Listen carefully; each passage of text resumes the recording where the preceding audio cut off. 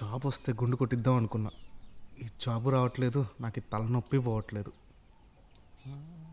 ఏ aunty, ఓ అమ్మాయి కూడా ఉంది.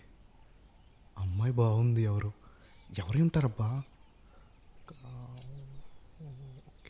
కనపడట్లేదేంటి? కొంచెం ఇటు రావచ్చు కదా. వచ్చింది. ఏంది అమ్మాయి బాగుందా? బాగుంది. మన సుబ్బారావు గారు అమ్మాయి అంటరా, నెలకు 50,000 శాలరీ కూడా. అది సరే కానీ నాన్నగారు మీరెప్పుడు వచ్చారు? రేయ్, నువ్వు అమ్మాయికి సైట్ కొట్టేటప్పుడే నేను వచ్చాను రా నాన్న. నేను అమ్మాయిని చూసి నేర్చుకోమన్నాను కానీ అమ్మాయిని చూస్తా నేర్చుకోమనలా.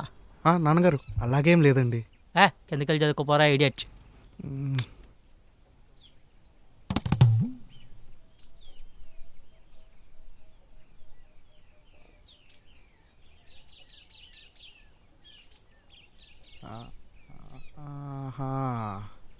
నాన్నగారు ఏం చేస్తున్నారండి?